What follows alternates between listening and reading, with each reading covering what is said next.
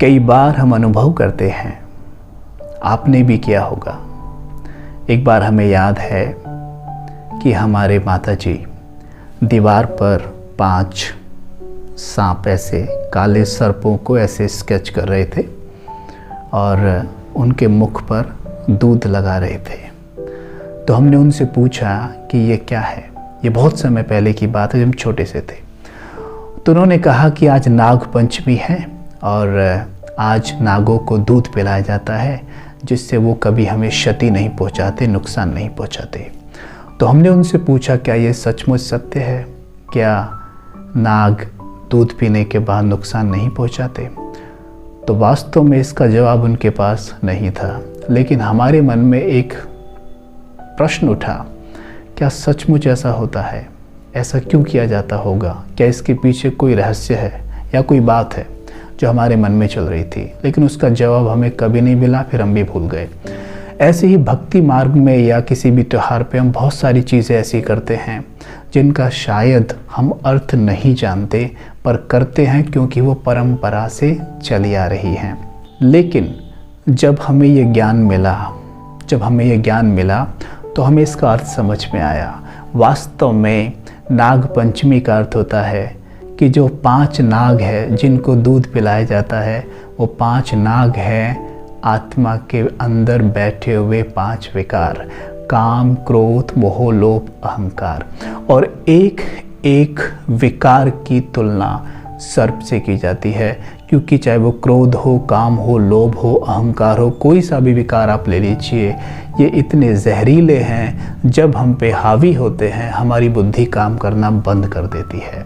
तो इनकी तुलना सर्प से की जाती है। और ये सर्प कैसे शांत होते हैं? जब इन्हें पवित्रता का दूध पिलाया जाता है, मतलब पवित्रता रूपी दूध। जैसे दूध का रंग सफ़ेद है, वैसी पवित्रता को भी सफ़ेद रंग से ही डिपिक्ट किया जाता है, दर्शाया जाता है। यहाँ पर बात समझ में आई कि जब तक हम आत्माएं अपने निज धर्म, जो कि हमारा धर्म है पवित्रता, उसमें नहीं टिकेंगे, तब तक ये 5 नाग शांत नहीं हो सकते। और वास्तव में आप भी समझ रहे होंगे कि हाँ, काफ़ी हद तक ये लॉजिकल है, क्योंकि ऐसा ही हो सकता है। दीवार पे छापने से तो नाग शांत होने वाले हैं नहीं, घर में तब भी निकल आते हैं वो, और उन्हें नुकसान करना है तो वो तब भी कर लेते हैं। लेकिन जो ये 5 नाग हैं, जब इन्हें पवित्रता का दूध पिलाया जाता है, निश्चित तौर पर ये शांत हो जाते हैं। कहा भी गया है, पवित्रता सुख शांति की माँ है, जननी है। तो जब हम अपने निज धर्म, यानी आत्मा का जो धर्म है, जो नेचर है, वो है ही पवित्रता, वो है ही ज्ञान, वो है ही सुख, वो है ही शांति। यानी कि आत्मा है ही शांत स्वरूप, आत्मा है ही सुखी। उसे सब भार से नहीं चाहिए। आत्मा बनी ही शांति से है, आत्मा बनी ही प्रेम से है, आत्मा बनी ही सुख से है। लेकिन हम इन्हें बाहर खोजते हैं। क्यों? क्योंकि हम भूल जाते हैं कि हम ही तो सोल हैं, हम ही तो आत्मा हैं। नहीं, हम सोचते हैं हम ये शरीर हैं, 5 तत्वों का ये हम शरीर है। नहीं, ये 5 तत्वों का शरीर हम नहीं हैं, लेकिन ये शरीर हमारा है। ये सच बात है। जैसे मानिए आपकी गाड़ी बाहर खड़ी हुई है, आप गाड़ी नहीं हैं, लेकिन वो गाड़ी आपकी है। ठीक है, आप उसके मालिक हैं, आप उसे जैसे चाहें चला सकते हैं, आपके पास राइट्स हैं। सेम वैसे ही ये शरीर आपका है, आप इसे जैसा चलाना चाहें चलाएं। ठीक है, तो यहाँ पर हमें ध्यान देना है कि हम आत्मा हैं और इस शरीर के मालिक हैं, और हमारा नेचर पवित्रता है। कैसे पता चले कि हमारा नेचर ये है? हम जब शांत रहते हैं, सुखी रहते हैं, पवित्र रहते हैं, प्रेम से भरे रहते हैं, हमें आनंद की अनुभूति होती है, हमें बहुत अच्छा लगता है, हमारा ब्रेन लाइट रहता है, हमारा चेहरे पे सुकून नज़र आता है। वहीं जब हम काम, क्रोध, मोह, लोभ, अहंकार के वश होते हैं, उस वक्त हमारे चेहरे की हवाइयाँ उड़ी रहती हैं, हमारा ब्रेन हैवी हो जाता है। इससे सिद्ध होता है कि आत्मा की ये बीमारियां हैं, और आत्मा का गुण क्या है? सुख, शांति, पवित्रता, प्रेम। ठीक वैसे ही जब शिवरात्रि मनाते हैं तो शिवरात्रि को भी केवल हम ऊपर ऊपर से मना लेते हैं, हम उसके अर्थ को सही से नहीं समझ पाते कि वास्तव में शिवरात्रि का अर्थ क्या है। और वास्तव में हमें किसी ने बताई भी नहीं है ये बातें, हमें बचपन में किसी ने नहीं बताई, ना स्कूल में कभी पढ़ाई गई। हम भी यही सोचते थे कि हाँ ठीक है ऐसा ही होता होगा, लेकिन वास्तव में शिवरात्रि का अर्थ क्या है? शिव का अर्थ होता है ज्ञान सूर्य, ज्ञान प्रकाश। और जब शिव के साथ रात्रि शब्द जुड़ा है तो रात्रि का अर्थ यहाँ जरूर वो रात्रि तो नहीं होगा जिसमें हम रात को सोते हैं, जरूर इसका अर्थ कुछ और है। और इसका अर्थ है कि रात्रि है अज्ञान की रात्रि, जिसमें ये नेत्र तो खुले हैं लेकिन ज्ञान का नेत्र बंद है, यानी इस नेत्र से सोए हुए हैं, ये नेत्र बंद है, इससे हम नयनहीन हैं। इसलिए मंदिर में जाते हैं और कहते हैं हे प्रभु हम नयनहीन को राह दिखाओ, कहते हैं ना। जब ये नेत्र हमें हैं तो हम नयनहीन खुद को क्यों कह रहे हैं? हम कभी सोचते नहीं हैं कि क्यों कह रहे हैं हम स्वयं को नेत्रहीन या नयनहीन, क्योंकि ये वाला नेत्र बंद है।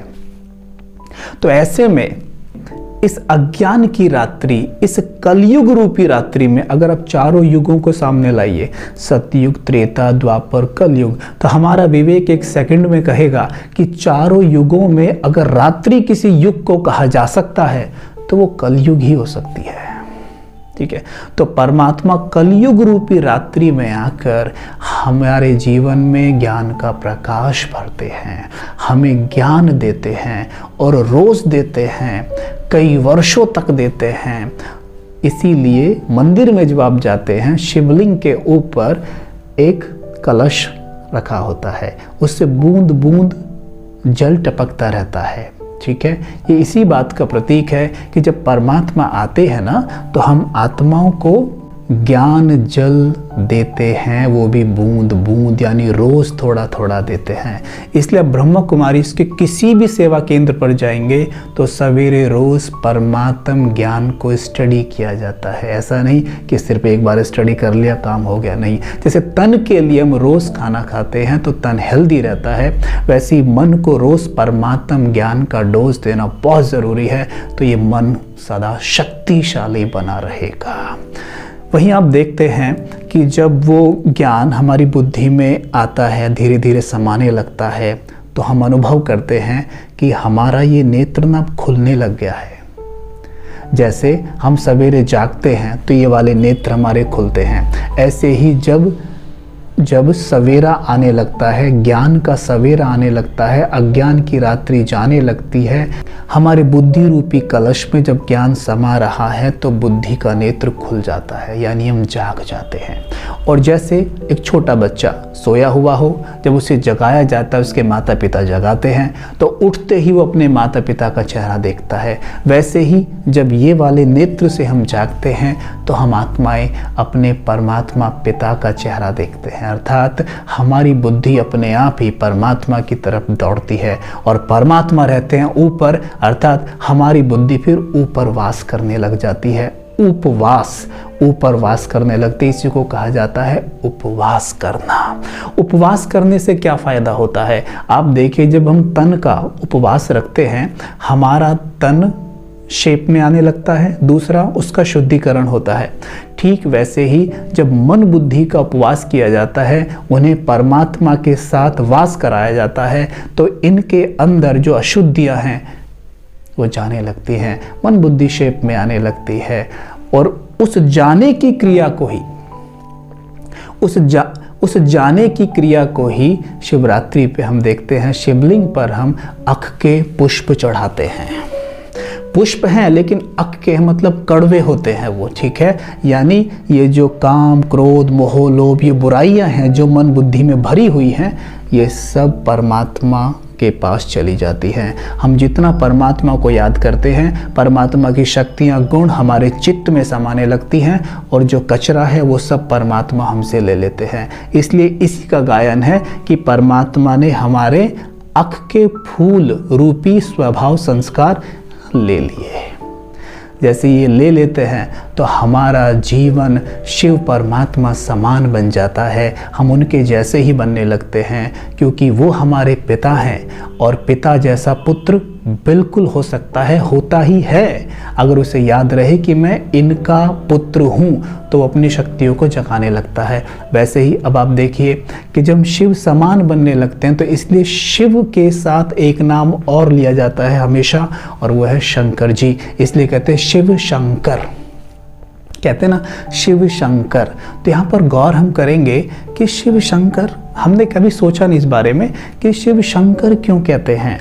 जैसे आप देखेंगे बहुत सुंदर मूर्त आप देखेंगे मंदिर में रखी होती है शंकर जी की, हम उनको कहते हैं शिव शंकर जी कहते हैं, राइट। हम उन्हें शंकर भगवान भी कहते हैं, ठीक है। हम उन्हें शिव जी भी कहते हैं, ओके। लेकिन वहाँ पे एक शिवलिंग भी रखी होती है उन्हीं के सामने जिसका वो ध्यान कर रहे होते हैं। उस शिवलिंग को हम कभी भी शंकरलिंग नहीं कहते हैं, हम उसे कभी भी शंकरलिंग नहीं कहेंगे, हम उसे शिवलिंग ही कहेंगे। लिंग का मतलब होता है रूप, जैसे पुरुलिंग यानी पुरुष का रूप, स्त्रीलिंग यानी स्त्री का रूप, वैसे ही ज्योतिर्लिंग शिवलिंग यानी शिव का रूप, यानी शिव का वो रूप है। और उसे हम कभी भी शंकरलिंग नहीं कहते, नहीं तो वो हो जाएगा शंकर का रूप, पर वास्तव में शंकर का रूप वो नहीं है, वो शिव का रूप है। शंकर जी तो उसका ध्यान कर रहे हैं और हम तो समझ रहे हैं शिव शंकर एक ही है, नहीं, शिव तो वो है। इसलिए कहा भी गया है शिव निराकार। निराकार का मतलब होता है इससे शरीर का आकार ना हो, वो जो अजन्मा हो। तो वहां पर दिखाया गया है कि शंकर जी शिव का ध्यान कर रहे हैं, और जो बातें हमने अभी की ये सब करने के पश्चात आत्मा शंकर जी जैसी ही बनने लगती है, अर्थात उसका तीसरा नेत्र खुल जाता है, विकारों रूपी सर्प को जीत कर वो गले की माला बना लेती है। शंकर जी के बदन पे कपड़े नहीं होते, अर्थात आत्मा इस भान से मुक्त हो जाती है कि मैं शरीर हूँ।